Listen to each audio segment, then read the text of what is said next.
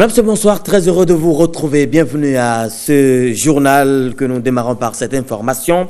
Le président de la République s'est entretenu avec deux délégations de Tchaourou et de Savet. La première délégation est composée du roi et cadre de Tchaourou qui a été reçu hier jeudi. Ce vendredi, c'est le tour de la délégation des cadres rois de Savet et plusieurs dignitaires des localités environnantes d'être reçus. Au menu des échanges, les violences qui ont secoué les deux villes ces dernières semaines. Les deux délégations ont imploré l'indulgence du chef de l'État et s'engagent à œuvrer pour le retour de la paix. Nous aurons, si tout va bien, le compte rendu tout au long de ce journal. La Fondation Claudine Talon offre une trieuse optique au centre de promotion de l'entrepreneuriat agricole des femmes de Nati Tengou. Le geste vise à améliorer les conditions de vie et de travail des femmes transformatrices de riz local de l'association Sourou Bayaye, Ghislain Pouguet, au cœur de cette ambiance de liesse des femmes bénéficiaires. Des chants et de la joie au centre de promotion de l'entrepreneuriat agricole féminin de Nati Tengou. Les 290 femmes des 8 groupements de l'association Sourou Bayaye reçoivent du soutien de la part de la Fondation Claudine Talon qui œuvre inlassablement pour l'épanouissement de la femme béninoise, une valeur cardinale de la Fondation. L'une des valeurs de la Fondation Claudine Talon, c'est l'amélioration des conditions de vie des femmes et des enfants en situation difficile. Il y a environ 14 mois, en effet, que la présidente de la Fondation, lors de son passage à Nati Tengou, a visité votre unité de production. Ayant vu donc la pénibilité de ces femmes pour le tri, elle a donc décidé de donner un coup de main. Ensemble, avec les représentants de cette association, il a donc été décidé qu'une trieuse optique serait la bienvenue. Elle est là, la trieuse optique, moderne, ultra rapide, précise, capacité, 1,5 tonne par heure. Une machine toute neuve qui changera radicalement les conditions de travail des femmes de Sourou Bayaye. Cette trieuse optique nous permettra non seulement de réduire le temps de travail, de finir avec la pénibilité de travail et d'augmenter le volume de transformation. Je m'en voudrais très sincèrement de ne pas saisir cette opportunité pour remercier à l'occasion la Fondation Claudine Talon pour son œuvre louable qui mérite d'être saluée. Remerciements et salutations de l'acte posé par la Fondation Claudine Talon qui modernise l'activité de ces femmes. La Fondation Claudine Talon, du coup, apporte solution à plusieurs problèmes liés à l'activité de transformation de riz local. Comme le tri est une opération obligatoire avant d'aller au conditionnement, le tri est une opération manuelle. Et c'est avec la fondation qu'elle veut devenir mécanisée. Étant manuel, le tri était très pénible. Étant manuel, le tri exposait le riz transformé à des contaminations pathogènes. Et étant manuel, le riz n'était pas aussi très attractif. Il sera très attractif désormais, le riz étuvé Sourou, produit par les femmes du Centre de promotion de l'entrepreneuriat agricole des femmes, Nati Tengou, grâce à la Fondation Claudine Talon, et se vendra donc mieux. Les conditions de vie de ces femmes en seront changées.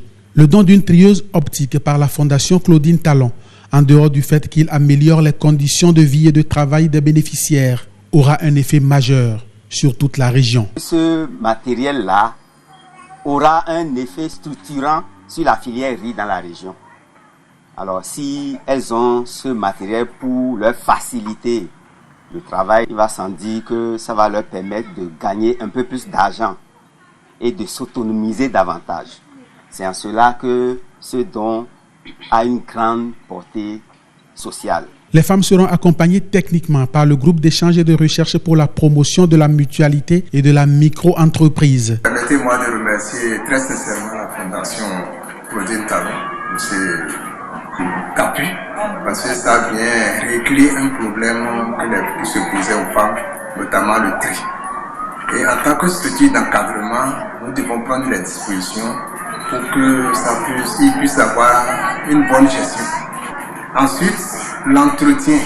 Il y a une équipe qui a été formée. Il faut qu'on puisse travailler de concert avec les structures étatiques spécialisées dans le domaine.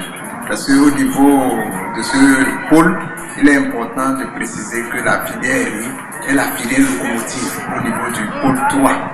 Donc du coup, il y a une attention particulière qui sera portée.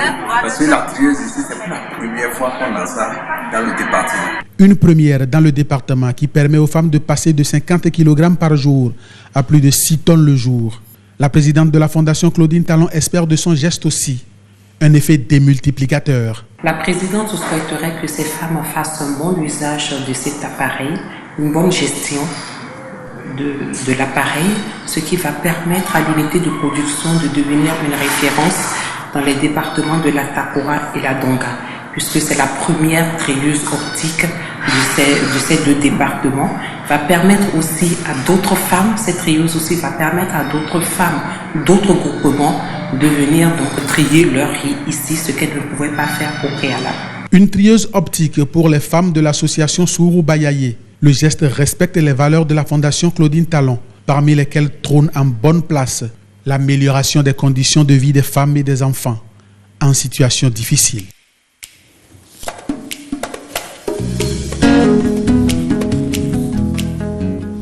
Des produits d'une valeur marchande estimée à plusieurs centaines de millions de francs CFA saisis par les douanes dans le Lomé du Plateau. C'est à la faveur d'une opération coup de poing réalisée par le service d'intervention rapide de l'institution à Porto-Novo. Guillaume Avienou nous informe que tout s'est déroulé au quartier Wando dans la cité des Haïnonvi. Quelque part au quartier Wando dans le 5e arrondissement de Porto-Novo. Le service d'intervention rapide Ouémé Plateau des douanes vient de mettre la main sur ces marchandises. Il nous est revenu que des marchandises de fraude, en particulier des pièces détachées, sont entreposées dans un domicile. Ces informations nous sont parvenues depuis un bon moment et nous nous sommes portés sur les lieux. Nous avons effectué donc une visite domiciliaire qui nous a permis de constater que effectivement des marchandises de fraude sont en ces lieux. Il s'agit en fait d'un courant de fraude douanière démasqué avec un mode opératoire bien huilé. Des contrebandiers qui chargent des marchandises sur moto et nous les avons pistés. Et c'est suite à cela que nous avons constaté qu'ils venaient stocker les marchandises à un endroit. Et nous avons organisé l'opération, nous avons effectué une descente dans les conditions prévues par les tests. Et une fois à l'intérieur, quand nous avons accédé aux locaux, nous avons constaté que la maison a été transformée carrément en magasin de stockage. Toutes les pièces étaient remplies de diverses marchandises. Il y avait des lubrifiants, des huiles à moteur, des pièces détachées de camions, des pneus de camions, des filtres, des bougies, un peu de tout. Un peu de tout, pièces détachées auto, camions et moto également. C'était vraiment impressionnant. Impressionnant puisque pour ramasser les marchandises saisies, les agents des douanes ont apprêté une dizaine de camions. Le législateur a dit que les mesures douanières doivent être appliquées de la même manière sur toute l'étendue du territoire. Et donc c'est la conséquence de ce que nous avons vu ici. Nous avons constaté que un courant de fraude qu'on a exploité, nous nous sommes rendus compte que il y a des marchandises qui n'ont été couvertes d'aucun document douanier. Alors par conséquent, nous avons pris la résolution donc, de les déposséder et pour les amener au siège donc, du service d'intervention rapide pour des choses contentieuses. On estime sommairement à plusieurs centaines de millions de francs CFA les produits saisis. Pour les douanes dans les départements de l'Ouémé et du Plateau, cette opération n'est qu'un avertissement aux éternels spécialistes en fraude douanière. Et puisque nous parlons de douanes, les douanes béninoises et nigérianes sont effectivement interconnectées. La cérémonie officielle de suivi de démonstration a eu lieu ce jeudi 20 juin à Sémé-Craqué. Les premiers dirigeants des deux administrations douanières étaient présents à cette initiative historique. Reportage. Que désormais les administrations douanières soient interconnectées. Cette recommandation de l'Organisation mondiale de la douane est une réalité. Sémé-Craqué donne l'exemple entre le Bénin et le Nigeria grâce à un système électronique informatisé. Sur place, l'accostage d'un navire au port autonome de Cotonou a été expérimenté grâce à Webfontaine. L'idée, c'est de faire en sorte que les marchandises qui sont en transit du Bénin vers le Nigeria puissent être reçues non seulement physiquement, mais également électroniquement à travers le système qui est mis en place sur le serveur de données de la douane nigériane. Bien entendu, vous savez, ce sont des process pour faciliter le passage des marchandises, pour faciliter les échanges de façon générale. Et il faut considérer ceci comme une très grande avancée dans l'intégration douanière sous-régionale et je dirais dans la coopération douanière sous-régionale. Les deux responsables des administrations douanières s'en réjouissent. Quelques mois sont passés, nos deux chefs d'État, malgré leur agenda très serré, ont pris la peine ici même à traquer de venir mettre en œuvre effectivement ces deux postes, ou bien ce poste qui devait voir nos deux administrations collaborer main dans la main. Et lorsque nous revenons par rapport aux objectifs qui nous sont assignés par nos États respectifs, nous convenons que la nécessité de lutter contre la fraude, tout en facilitant le commerce international tel que voulu par l'Organisation mondiale du commerce, s'avère incontournable et donc nécessaire. Let's seize the opportunity of this technology to fast-track our trade and ensure that we are doing. Saisissons l'opportunité de cette technologie pour faire évoluer les transactions. Les trafics illicites seraient réduits. So on both sides, from Benin Customs and us, we must heighten our fight against. Les douanes béninoises et nous devons nous unir pour lutter contre la contrebande en vue de tirer un maximum d'avantages de cette technologie. Nous sommes tout en joie parce que ce qui se passe ce jour, c'est d'abord au profit des usagers que nous sommes. À tous les usagers de ces postes de contrôle juste à poser, je voudrais leur demander d'être ouverts et d'accompagner ces réformes. Parce qu'en fait, ces réformes sont d'abord pour nous, ces réformes sont pour la communauté, sont pour la croissance économique. Et donc ces réformes ne sont pas contre les usagers. Un meilleur système de contrôle douanier désormais et plus jamais de double déclaration entre Cotonou et Abuja. Mais il faut aussi et surtout s'assurer de la connexion Internet fluide et disponible à tout moment. Prenons à présent la direction de l'hémicycle à Porto Novo, l'Assemblée nationale où un député de l'Union progressiste et un du bloc républicain ont été désignés ce jeudi pour siéger désormais au sein de la Commission béninoise des droits de l'homme. Une désignation qui met un terme au processus de désignation des députés devant siéger au sein des parlements régionaux et institutions nationales entamé depuis mardi dernier. Guillaume Avienou, retour sur le résultat du scrutin dans l'hémicycle à Porto Novo. 57 voix pour, 0 contre, 0 abstention et 1 nul. Le Parlement vient de désigner en fin d'après-midi de ce jeudi ses 2 représentants au sein de la Commission béninoise des droits de l'homme. Une désignation qui met un terme au processus entamé mardi dernier, lançant du coup la machine de la 8e législature selon le président du Parlement. On annonce déjà 5 rapports de projets de loi prêts pour passer en examen en plénière à partir du lundi prochain. Nous avons le projet de loi portant autorisation de ratification de l'accord de prêt signé à Cotonou le 28 janvier 2019 entre la République du Bénin et le Fonds cohésien pour le développement économique arabe dans le cadre du financement du projet de renforcement des systèmes d'alimentation en eau potable des villes de Bukumbe, Kové et Sayanado. Nous avons aussi le rapport de la Commission du Plan au sujet du projet de loi portant autorisation de ratification et ou d'adhésion des conventions, accords, protocoles de l'Agence internationale de l'énergie atomique. Ajouté à ces deux dossiers, d'abord le projet de loi portant autorisation d'adhésion à la Convention des Nations Unies sur l'utilisation de communications électroniques dans les contrats internationaux, adopté à New York aux États-Unis d'Amérique le 23 novembre 2005. Ensuite, le projet de loi portant autorisation de ratification de la Charte africaine sur les valeurs et principes de la décentralisation, de la gouvernance et du développement local, adopté à Malabo en Guinée équatoriale le 27 juillet 2014. Et enfin, le projet de loi portant autorisation de ratification de la Charte africaine sur la sûreté et la sécurité maritime et le développement, signé par les chefs d'État et de gouvernement de l'Union africaine à Lomé au Togo le 15 octobre 2016.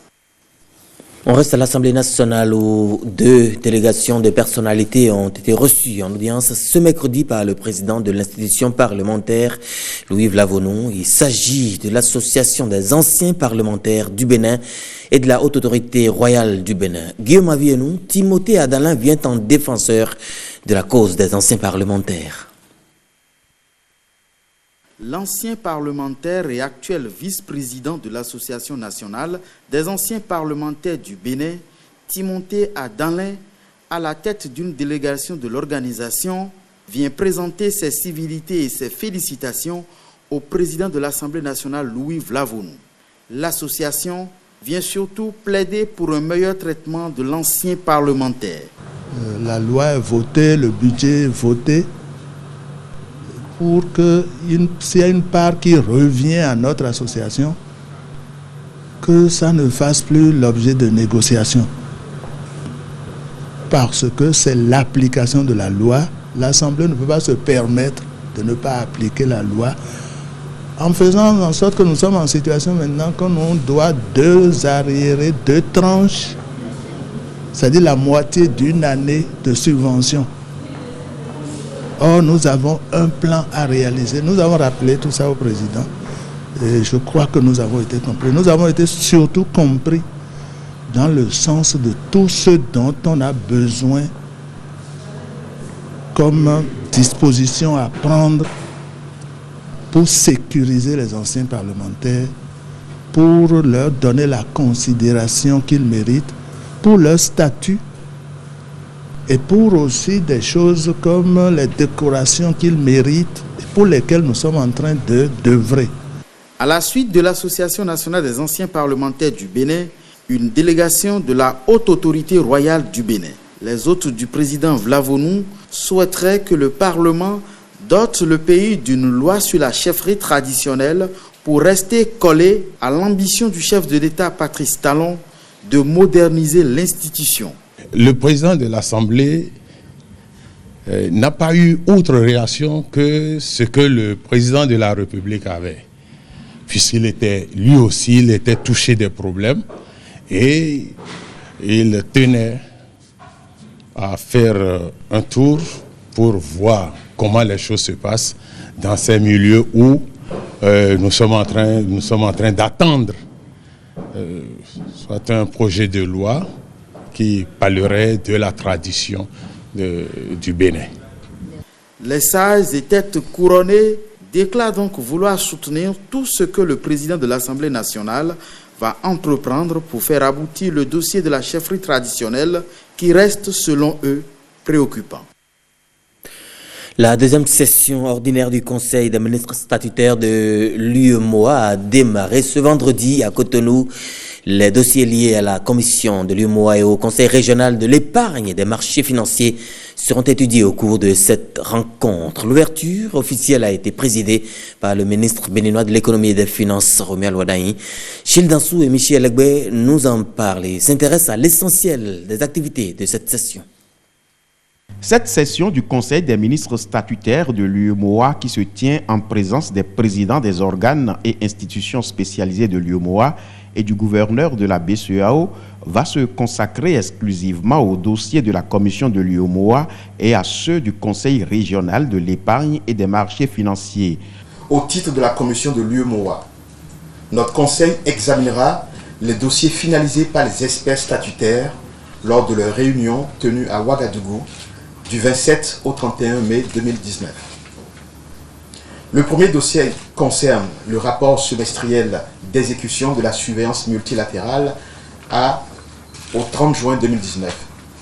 Il s'agira pour nous de passer en revue les performances économiques et financières des pays membres de l'Union au 31 décembre 2018, d'analyser les attentes en matière de performance pour l'année 2019 et de fixer les orientations économiques pour l'année 2020.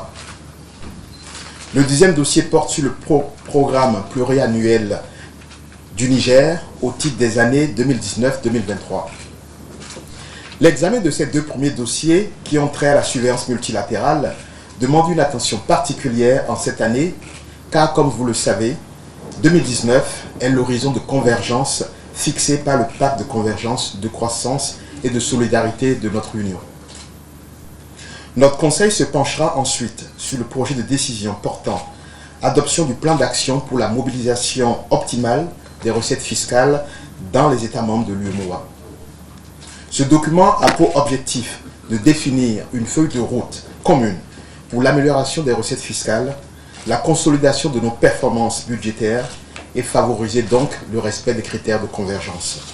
3 autres dossiers relatifs au projet de règlement visant l'amélioration de la mise en œuvre du tarif extérieur commun de l'UEMOA seront étudiés. Ces textes permettront notamment d'approfondir le processus d'intégration régionale en Afrique de l'Ouest, de consolider l'union douanière et promouvoir efficacement notre marché commun. Suivront ensuite l'examen de 3 points relatifs au partenariat public-privé dans l'UEMOA. Ces 3 textes traduisent la volonté des plus hautes autorités de notre Union de recourir au partenariat public-privé comme moyen alternatif de financement des investissements structurants pour combler le déficit d'infrastructures nécessaire au développement des pays de notre Union. Au titre du Conseil régional de l'épargne publique et des marchés financiers, il s'agira essentiellement de l'examen des états financiers arrêtés au 31 décembre 2018, ainsi que de la nomination des nouveaux membres du Conseil. Des moments de réflexion pour une UEMOA au service des États et des populations. Les associations professionnelles des banques et établissements financiers de l'espace UEMOA en réunion à Cotonou, maillon essentiel sur la gestion de l'intégration économique, elles se retrouvent dans le cadre des travaux annuels de leur fêtière. Patrick Diossou, Bénédicte Possou était à la cérémonie d'ouverture. Au cœur des échanges, la promotion du système bancaire financier dans l'espace UEMOA. La Fédération des associations professionnelles des banques et établissements financiers surfe sur les réformes entreprises au sein de cette profession. La maîtrise des nouvelles réglementations, la concurrence des fintech et des opérateurs de téléphonie mobile, ainsi que l'impérative nécessité d'aller vers la banque digitale constituent autant de défis que notre fédération doit anticiper pour la pérennité d'un système bancaire résilient. En effet, la digitalisation participe effectivement à la promotion de la bancarisation, à l'inclusion financière et à un financement massif de nos économies pour un développement durable des pays de l'Union. Les sujets du jour doivent faire l'objet d'échanges fraternels, afin d'aboutir à des solutions efficientes et consensuelles. Entre autres, la stratégie portant sur la construction d'un siège et la rénovation de la FABEF, les partenariats portant sur l'amélioration de nos rapports avec les autorités monétaires, l'instauration des rapports avec la Commission de l'UEMOA, la redéfinition des relations avec la BAO, la recherche des relations avec les FMI et la Banque mondiale et l'intégration de la FABEF dans les organes consultatifs de l'Union sur les questions financières, monétaires et législatives. La Fédération est et restera toujours à la disposition des autorités politiques et monétaires en vue de renforcer la résilience du système bancaire. Cette fidélité plus que rassurante envoie l'autorité politique sur la piste des défis de l'heure. Le relèvement du ratio crédit à l'économie sur le PIB dans l'Union, qui tourne actuellement autour de 28%, le relèvement du taux de bancarisation ainsi que la promotion de l'inclusion financière et de l'éducation financière. Le financement des petites et moyennes entreprises et des petites et moyennes industries en vue d'accroître la contribution de cette catégorie d'entreprises à la création de richesses et à la lutte contre le chômage. En dernière position, la baisse du coût des services financiers en faveur de la promotion de l'investissement privé. Mise en place le 8 septembre 1995, la Fédération des associations professionnelles des banques et établissements financiers attache du prix à la consolidation du tissu économique dans la zone UEMOA. Sur un tout autre plan, à présent, le ministre de l'Énergie, Dona Jean-Claude Oussou, a reçu une délégation de la Banque mondiale, conduite par sa représentante résidente au Bénin. Au menu des échanges, l'état d'avancement du projet d'amélioration des systèmes électriques, passe un projet financé par la Banque mondiale. Reportage. Derrière ces visages remplis d'espoir, deux maillons clés de la modernisation des services énergétiques. Préoccupés par l'accès à l'énergie de qualité pour tous à travers le projet d'amélioration des systèmes électriques, la représentante résidente de la Banque mondiale au Bénin tombe sous le charme des réformes entreprises dans ce secteur. Il a identifié des réformes vraiment critiques pour la transformation du secteur énergétique dans le pays. Nous voyons très bien les objectifs dans le cadre de l'utilisation plus importante de l'énergie thermique. Et aussi, ce qui nous donne beaucoup de satisfaction, c'est l'augmentation des ressources renouvelables. Nous avons noté aussi avec satisfaction les objectifs du gouvernement pour l'utilisation du gaz comme source pérenne et durable. Comme j'aime bien le dire, les astres sont alignés et les différents points de préoccupation que nous avions abordés aujourd'hui sont des sujets de préoccupation commune, des sujets qui avancent et qui ne visent qu'un seul but, c'est effectivement la concrétisation de cette priorité accordée au secteur par le gouvernement pour rendre ce secteur viable durablement. Le secteur est prioritaire. Deuxièmement, que nous savons exactement ce que nous voulons. Troisièmement, nous savons exactement comment le faire. Quatrièmement, nous savons exactement quand le faire. Le groupe Banque mondiale nous a dit, il y a une cinquième raison, c'est que désormais, ils sont définitivement derrière nous. 36 milliards de francs CFA. Ce montant accordé par la Banque mondiale au Bénin est destiné à combler les attentes des populations en matière de fourniture de l'énergie électrique. On mettra par exemple en place des compteurs communicants pour sécuriser les gros clients de la SE, d'où proviennent le maximum des recettes de la SE. On mettra également un centre d'appel où les clients peuvent se plaindre et avoir solution à leurs plaintes. On va voir à travers le pays, au niveau des hôpitaux, de l'alimentation, du transport, quelle est l'énergie à apporter au Bénin. On a également fait une étude sur la sécurisation du gaz. Le gaz est devenu aujourd'hui incontournable pour la gestion de ces centrales que nous mettons en place. La composante numéro 2, c'est le renforcement des réseaux pour finir avec les poches que nous notons dans nos grandes villes. La banque voudrait faire à la Société d'énergie, la SE, pour l'acquisition de 75 000 compteurs après paiement. Et il y a une autre composante qui traite de la biomasse. C'est la gestion durable de nos forêts. PSE, c'est comme une phase 2 du DAEM.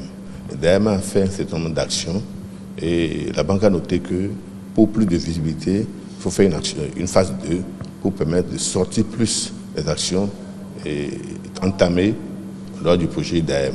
Tout en espérant les appuis additionnels de la Banque mondiale, l'hôte du ministre Jean-Claude Oussou pense déjà à la construction d'une deuxième centrale électrique de 120 MW après celle de Maria Gleta. Le 15 juin, c'est la journée mondiale de lutte contre la maltraitance des personnes âgées. La plateforme des organisations de protection et de défense des intérêts des personnes âgées du Bénin a célébré l'événement. C'est à travers une marche dite « Marche du cœur » pour dire non à toute forme de maltraitance. Jean-Claude James et Simon Vuillon nous évoquent ici l'itinéraire de cette marche et ses tenants et aboutissants. Point de départ de cette marche du cœur, la place de l'Étoile Rouge. Dans une ambiance festive, environ 3,5 km seront parcourus par ces membres de la plateforme PTA Bénin pour rallier la Bourse du Travail. Ces personnes âgées s'opposent à toute forme de maltraitance et invitent à la prise de certaines mesures en leur faveur. Reconnaître l'inévitabilité du vieillissement de la population et la nécessité de préparer adéquatement toutes les parties intéressées. Investir dans les jeunes d'aujourd'hui en encourageant des habitudes saines et en assurant des possibilités d'éducation et d'emploi, intégrer le vieillissement dans toutes les politiques, créer une nouvelle culture du vieillissement fondée sur les droits et changer les mentalités. À leur côté, pour célébrer cette journée mondiale de lutte contre la maltraitance des personnes âgées, les représentants de l'OMS et du ministère des Affaires sociales. Les centres d'intégration et d'épanouissement des personnes âgées. Le souci du gouvernement est que l'on puisse créer ces centres dans tous les départements. La vice-présidente a souhaité qu'il y ait une structure dans le littoral. Je me ferai le porte-parole auprès de l'autorité. Vous n'êtes pas des charges, on doit oublier ça. Vous êtes là pour le développement. Donc, distingués invités, célébrons et soutenons ceux qui ont tant lutté pour notre avenir. La sensibilisation contre la maltraitance doit être de mise, car d'ici à 2050, il y aura plus de personnes âgées que d'enfants de moins de 15 ans. D'une journée à une autre, à l'occasion de la journée de l'enfant africain, Plan International Bénin célèbre l'enfant et tous ceux qui œuvrent pour son épanouissement. C'était donc ce lundi à Cotonou, dans le compte rendu. Océane Moussou et Alexis Kenom reviennent ici sur le thème évocateur de cette célébration. Nous allons appeler Pamela. L'action humanitaire en Afrique, les droits de l'enfant avant tout. C'est sous ce thème que Plan International Bénin célèbre la Journée de l'enfant africain 2019, événement annuel qui commémore le massacre des enfants de Soweto par le pouvoir de l'apartheid le 16 juillet 1976. Le droit des enfants, c'est quelque chose qui est très important, qui est primordial et qui est au cœur même du travail de Plan International ici comme ailleurs.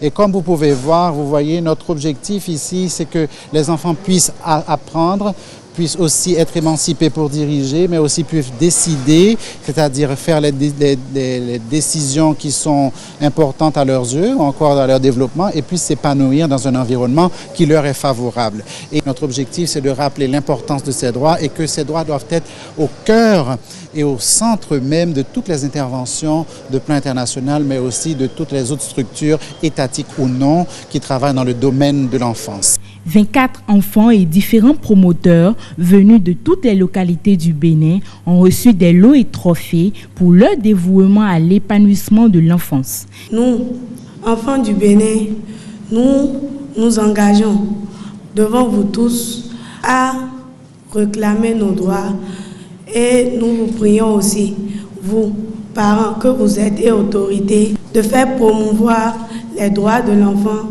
dans vos communes respectives et pour que la journée de l'enfant africain ne s'arrête pas aujourd'hui seulement. Cette initiative vient contribuer à la lutte du gouvernement béninois contre la maltraitance des femmes et des enfants. Je transmettrai à qui des droits le message, mais sachez que vous pouvez compter sur le gouvernement de la rupture, le gouvernement de son Excellence, le président Talon, qui a déjà pris les taureaux par les cornes et qui fera en sorte que vos droits soient respectés, que vous puissiez travailler dans un cadre qui vous permette de vous épanouir. Sketchs et prestations d'artistes viennent clôturer cette célébration qui vient rappeler que tous les enfants africains ont le droit à la protection et à l'amour pour un avenir radieux. Le président de la République s'est entretenu avec 2 délégations de Tchaourou et de Savet. La première délégation, composée du roi et des cadres de Tchaourou, a été reçue hier, jeudi. Ce vendredi, c'est le tour de la délégation des cadres rois de Savet et plusieurs dignitaires des localités environnantes d'être reçus. Au menu des échanges, les violences qui ont secoué les 2 villes ces dernières semaines. Les 2 délégations ont imploré l'indulgence du chef de l'État et s'engagent à œuvrer pour le retour de la paix. Nous aurons le compte rendu, si tout va bien, au cours de ce journal ou même en dehors du journal. Le projet d'appui entendait développement des pratiques agronomiques et de transformation appropriées pour une amélioration de la compétitivité de la filière ananas au Bénin a connu son apogée. L'atelier de clôture s'est tenu ce jeudi à Cotonou. Génial Afouda Monsiagboka, Bénédicte Kossou sur la place qu'occupe cette filière dans l'exportation béninoise. L'ananas est la 3e culture d'exportation au Bénin. Il s'agit donc d'une filière importante dans le développement économique du pays. Dans la perspective d'améliorer sa compétitivité, le projet Développement des pratiques agronomiques et de transformation appropriées pour une amélioration de la compétitivité de la filière ananas au Bénin d'APIS a tenu un atelier visant à mettre en place les pratiques agronomiques et de transformation de l'ananas frais. Ce projet vise à améliorer la qualité de l'ananas ainsi que des jus d'ananas pasteurisés et produits au Bénin à destination du marché local, régional et international. Pendant 4 ans, le consortium regroupant les représentants des producteurs d'ananas, des transformateurs et des chercheurs ont travaillé pour approfondir les contraintes de production, de conservation, de transformation, de distribution, les solutions possibles sur le plan environnemental, de la qualité en fonction de différents marchés et surtout au plan de la rentabilité. Ont pris part à ces assises des acteurs du monde agricole et agroalimentaire et des représentants de l'ambassade des Pays-Bas près le Bénin qui a financé le projet. Le souhait de l'ambassade des Pays-Bas au Bénin est que le présent atelier ne soit pas une simple formalité, mais qu'il permette aux différents acteurs de la filière de faire une appropriation des résultats de ce projet en vue d'une exploitation judicieuse nécessaire à une meilleure efficacité de la filière au Bénin. Au menu de l'atelier, présentation des principaux résultats de recherche sur la transformation et la production de l'ananas et l'analyse de la rentabilité financière des itinéraires techniques de sa production. Vers une amélioration des stratégies financières au Bénin, l'enquête lancée depuis 2018, dénommée FENSCOP, destinée à renforcer l'accès aux services financiers, a livré ses résultats. La présentation a été faite à Cotonou en présence du ministre des Affaires sociales, Koudous Abdoulaye, pour le reportage. Regard concentré sur les résultats de l'enquête FINSCOP, enquête diligentée depuis juillet 2018 au Bénin. Son aboutissement facilite l'accès aux services financiers à tous. L'appui du Fonds d'équipement des Nations Unies pour sa réalisation est évalué à 240 millions de francs CFA. Elle a pour objectif de permettre aux ménages, aux micro, petites et moyennes entreprises, indépendamment de leur niveau de revenus, d'avoir accès à des services financiers appropriés qui contribuent à améliorer leur bien-être et à stimuler l'activité économique. L'enquête FINSCOP facilite également la mise en œuvre des projets du gouvernement, notamment celui de l'autonomisation économique des femmes et de la promotion du genre. Des projets basés sur le financement inclusif, gage d'un développement économique durable, selon le représentant du Fonds d'équipement des Nations Unies. Avec un taux de croissance économique estimé à 6,7% par le FMI, le Bénin affiche des performances très encourageantes. Mais cette croissance, pour être durable, doit être inclusive. Les résultats de l'enquête FINSCOP que partagent les acteurs du système financier du Bénin permettront d'améliorer durablement le bien-être des communautés.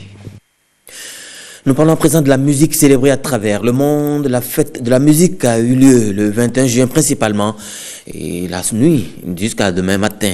Eh bien, dans une centaine de pays. Cette fête est devenue le point de rencontre de générations de musiciens, qu'ils exécutent de la musique traditionnelle ou celle dite moderne. C'est de moins ce que nous révèle cette capsule de Patrick Diossou qui parle de cette fête vieille de 35 ans, la Music World Day.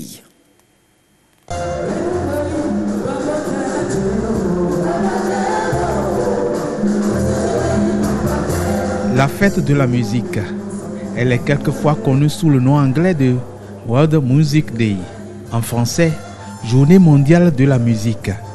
Mais le titre français est souvent utilisé aussi bien par les pays francophones que par les États anglophones, germanophones, hispanophones, lusophones et autres. Les anglo-saxons parfois utilisent l'expression « make music », traduction littérale de « fête de la musique », faite avec le verbe « faire ». Traduction oblige, on dit aussi « fiesta de la musica » en Espagne, « festa de la musica » en Italie. On attribue la naissance de la fête de la musique à Jacques Lang, ministre français de la Culture. Or, cette fête, mise à cette date, 21 juin, et à une autre date, 21 décembre, fut imaginée dans les années 70 par le musicien américain Joel Cohen, un luthiste qui travaillait alors pour Radio France, avec comme émission phare France Musique. Cohen put organiser pour cette chaîne un festival dit les Saturnales de la musique pour le 21 juin 1976 dans l'ouest parisien et à Toulouse.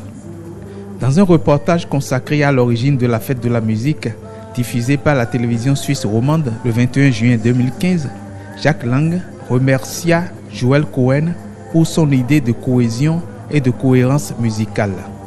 Ministre de la Culture dans les années 80, Jacques Lang hérita de ce projet d'ambition nationale et mérita le titre de créateur et de recréateur de cette fête en l'organisant sur toute l'étendue du territoire français le 21 juin 1982. Le 21 juin 2012, 30 ans après, plus de 110 pays sur les 5 continents et les 2 hémisphères, avec plus de 340 villes, ont participé à la fête de la musique.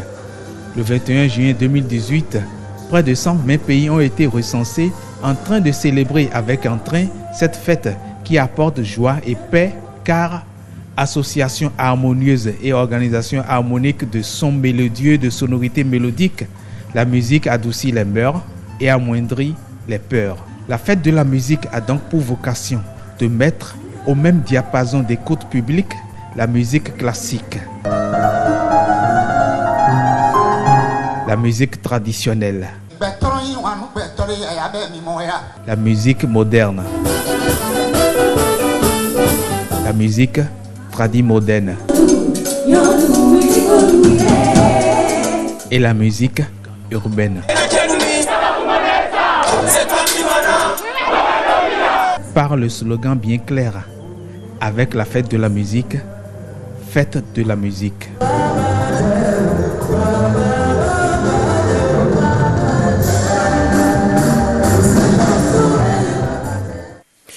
Merci Patrick Diossou. Cette fois-ci, c'est la bonne. Le président de la République s'est entretenu avec 2 délégations de Tchaourou et de Savet. La première délégation, composée du roi et des cadres de Tchaourou, a été reçue jeudi. Hier, vendredi, c'est le tour de la délégation des cadres roi et de Savet et plusieurs dignitaires des localités environnantes qui ont été reçus. Au menu des échanges, les violences qui ont secoué les 2 villes ces dernières semaines. Les 2 délégations ont imploré l'indulgence du chef de l'État et s'engagent à œuvrer pour le retour de la paix. Le compte-rendu de la séance avec Maxime Arotondi. L'ambiance était à la réconciliation au palais de la présidente de la République, en recevant une délégation de jeunes femmes et cadres de Tchaourou, conduite par le roi de la localité. Le président Patrice Talon a voulu démontrer qu'il est toujours ouvert à la discussion. C'est avec émotion que je vous reçois avec grand intérêt. Et je voudrais sans protocole vous exprimer formellement la bienvenue, vous dire combien votre demande de cette rencontre m'a fait plaisir et combien j'étais impatient de vous rencontrer. L'initiative étant de votre mérite, je vous en félicite. Notre pays est un beau pays. La grandeur de l'homme, c'est d'être capable de dépasser les événements les plus difficiles et de pouvoir se retrouver, de pouvoir se parler pour continuer de vivre ensemble en harmonie. Et c'est pour ça que votre démarche est extraordinaire et vous honore. Le porte-parole de la délégation a dit tout le regret des populations de Tchaourou face à la vague de violence qu'a connue la ville. Cette rencontre avec le chef de l'État s'inscrit dans une démarche de pardon, de recherche de la paix et de la consolidation de vivre ensemble.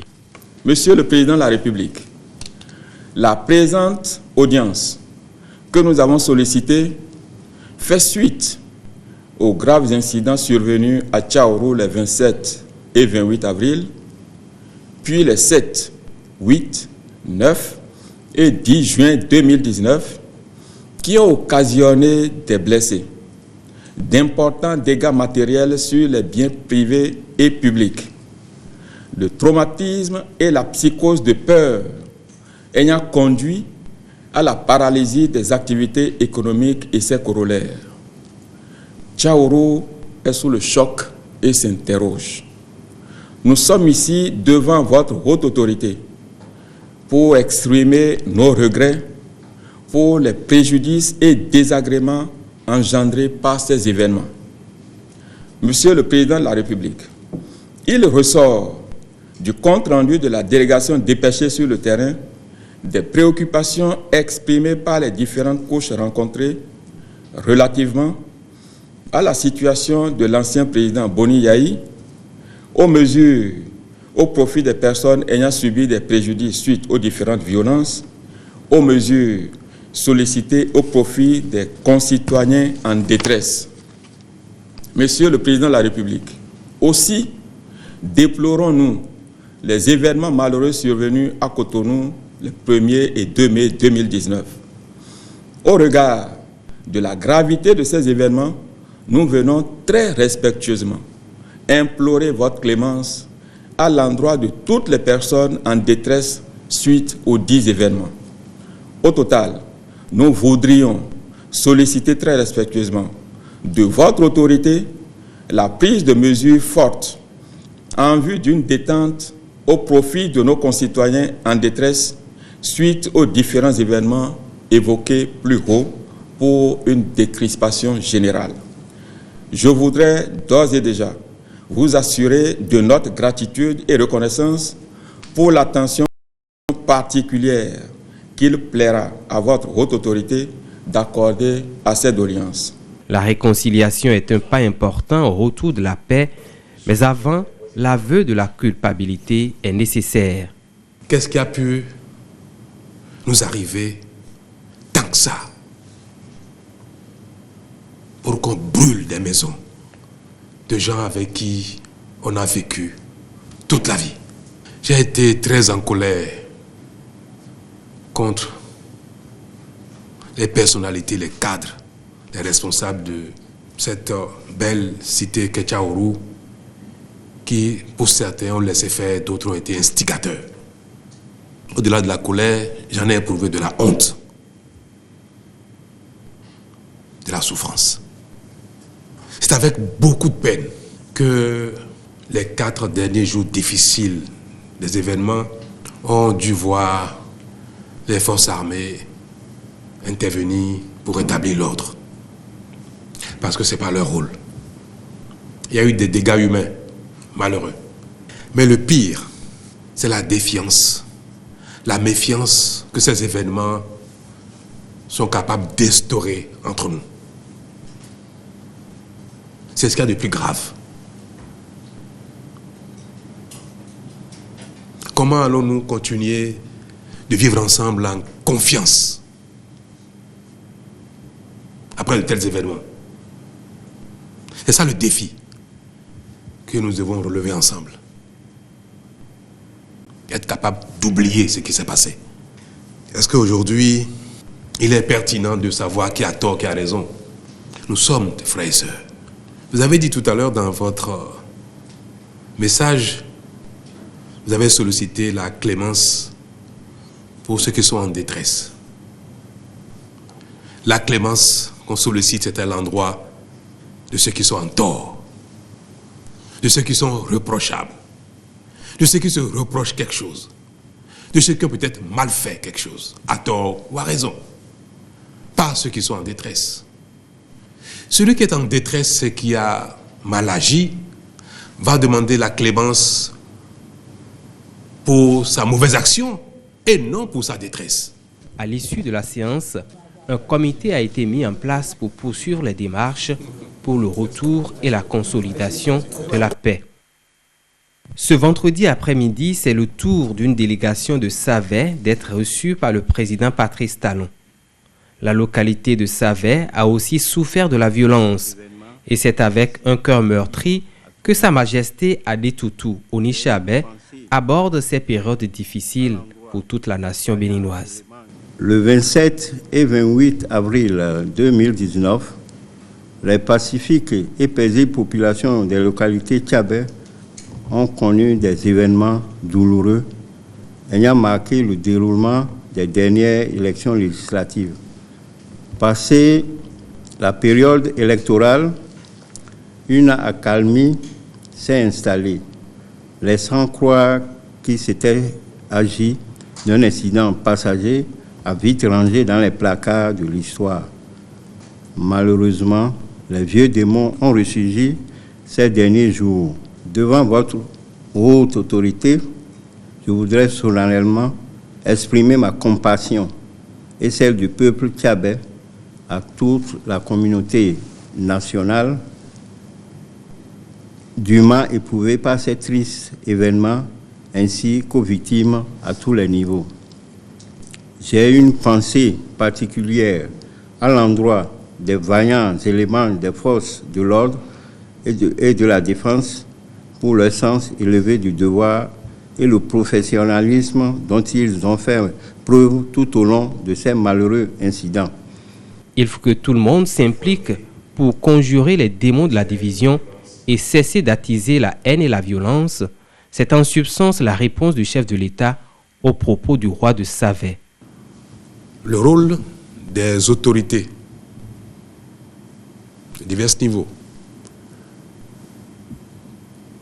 autorité morale, autorité politique, leader d'opinion, est de ne jamais attiser, de ne jamais fouetter ses instincts quand ils se réveillent parfois. Je considère avec vous que le plus important aujourd'hui, c'est d'œuvrer à gommer très vite ce qui s'est passé. Si ce qui s'est passé ne nous caractérise pas, que c'est un mauvais instinct d'un jour, on peut considérer que le regret individuel suffit pour que ça ne se répète plus jamais. On peut considérer que de telles choses ne se répéteront plus jamais et on peut œuvrer à oublier très vite ce qui s'est passé. Moi, j'ai l'obligation d'incarner les institutions, les règles, les lois de la République. Mais je suis aussi un fils de la République. Je ne suis pas au-dessus, je suis parmi vous. Et je voudrais, au nom de ma responsabilité actuelle, je voudrais souhaiter que le peuple béninois puisse collectivement et globalement pardonner tout et pardonner à tous ceux qui ont été d'une manière ou d'une autre auteurs de ce qui est arrivé. Pour moi, c'est ce qui aujourd'hui est fondamental, que nos concitoyens nous pardonnent tous. Ceux qui ont raison ceux qui ont tort, ceux qui ont agi, ceux qui ont été victimes, que la nation béninoise pardonne à tous. Et j'appelle les victimes à pardonner. J'appelle ceux qui ont perdu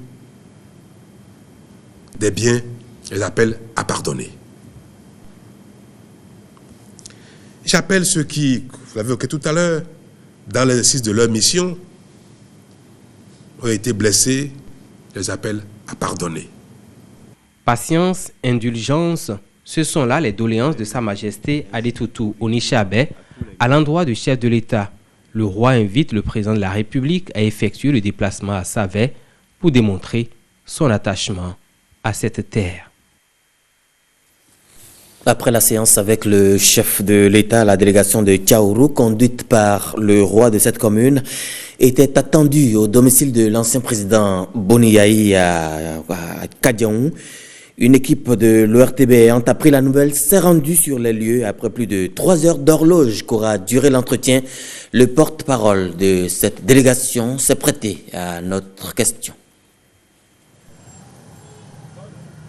Hier, suite à notre demande d'audience, le chef de l'État, Patrice Talon, a reçu la délégation de Tchaourou en présence de notre roi.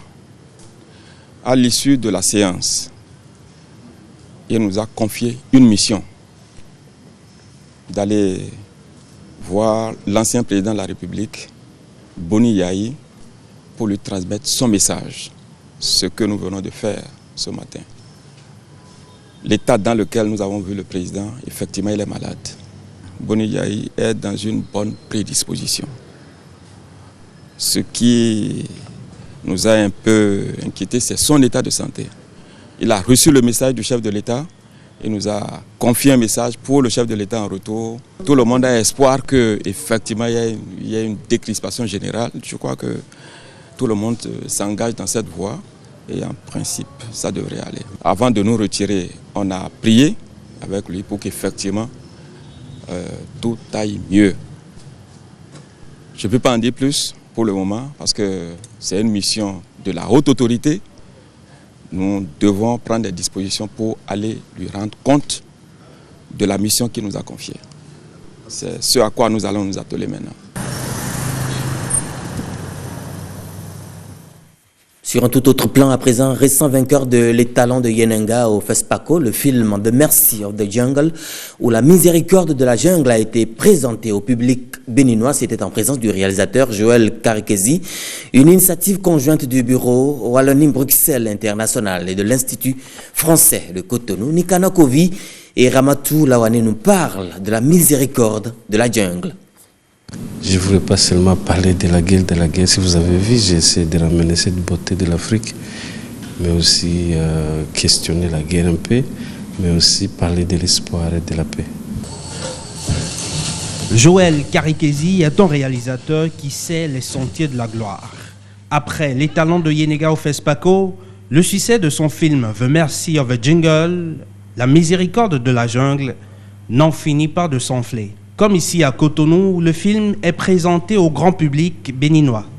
En tant que spectateur, ça me laisse 2 sentiments. D'abord, d'un point de vue esthétique, c'est un film extrêmement bien réussi. Rien que cela, ça suffirait. Et puis pour le reste, pour moi, ce film, l'enseignement l'a précédé à travers d'autres supports, puisque j'ai eu à travailler avec ces 2 pays. Mais aujourd'hui, c'est clair que ce sera un film qui restera dans ma filmographie personnelle, qui me marquera. Il est bon. Il est très bon. Avec ce que nous avons vu ce soir, avec peu de moyens, avec peu de ressources humaines et avec des choix artistiques bien précis, on peut quand même faire voyager les téléspectateurs, les spectateurs à travers toute une histoire. The Mercy of the Jungle, un regard humaniste sur la Deuxième Guerre du Congo, de la part d'un réalisateur qui a lui-même connu les affres du génocide rwandais. Un hymne à la paix qui force le commentaire. Je crois que les sentiments qu'on éprouve après avoir vu ce film-là, on doit un peu les digérer, les faire transpirer un peu. C'est un film qui est très bien fait, qui parle d'une problématique qui a touché beaucoup de gens et qui touche encore beaucoup de gens. Dans ce film, le réalisateur semble avoir quêté lui-même la miséricorde, notamment par une distribution colorée aux couleurs de la diversité. Pour ça, je dirais que c'est un film africain, panafricain, même si aussi il y a l'Europe, le financement, tout ça. Mais pour moi, c'est pour ça, même là où ça devait, les acteurs rwandais devaient jouer, j'ai mis des Congolais, des Maliens, tout ça, pour que nous tous, on se retrouve, on parle. En fait, ça va au-delà d'une région à une autre, c'est universel. Je pense que, comme le disait Joël, c'est un film en tout cas qui veut avoir des valeurs universelles. Et je pense que ce qui est vrai pour Joël au Rwanda est vrai pour moi en Belgique. Je me sens concerné par cette histoire, tout comme Joël. C'est pour ça que j'ai eu envie de faire le film. Et je pense que les Béninois qui regarderont le film, j'espère, auront le même sentiment. The Mercy of a Jingle, l'on y entre comme dans une aventure humaine et l'on en ressort comme possédé par une miséricorde acquise au fil des scènes dans les montagnes des Virunga et dans la jungle ougandaise. Dernier sujet de ce journal, les jours d'action sociale de MTN ont pris fin hier. Une foire des métiers a été organisée pour susciter l'auto-entrepreneuriat auprès des jeunes bénéficiaires du programme. Plus de précisions avec Huguette Ondelo. Plus de 350 jeunes ont participé à l'édition 2019 du 21 Days of Yellow Care. 21 jours bouclés par une journée de rencontres professionnelles qui s'est tenue à travers le Yellow Fair. Le choix des corps de métiers et d'activités exposés pendant cette journée porte ouverte vient en réponse aux besoins exprimés par les jeunes eux-mêmes à travers une enquête en ligne. Aujourd'hui, vous aurez la possibilité d'échanger avec 15 partenaires, des professionnels de différents corps de métiers qui, pour la plupart, se sont construits eux-mêmes. Chers jeunes, saisissez cette opportunité qu'offre MTN Bénin et son personnel. Faites un effort d'assimilation. Enrichissez votre carnet d'adresses avec la présence de professionnels sur les différents stands. La foire des métiers et de l'auto-entrepreneuriat, c'est également la découverte de plusieurs secteurs d'activité. Des moments d'échange et de partage qui pourraient susciter des vocations chez les jeunes. En tant qu'entrepreneurs, nous leur apportons notre expérience parce que nous avons un parcours. Nous n'avons pas démarré ici, nous avons travaillé dans des institutions avant de nous mettre à notre propre compte. Et c'est cette somme d'expérience que nous sommes venus mettre au profit, partager avec les jeunes qui sont sur le stand aujourd'hui. Les 21 jours d'action sociale de MTN se déroulent chaque année au mois de juin. La formation était axée cette fois-ci sur l'autonomisation des jeunes à travers le digital. Les jeunes ont eu le choix entre 7 modules dont le design numérique et le marketing digital. Voilà qui met un terme à ce journal. Nous vous remercions de l'avoir suivi. N'oubliez pas d'apporter votre soutien de quelque nature aux écureuils qui sont à la Coupe d'Afrique des Nations en Égypte.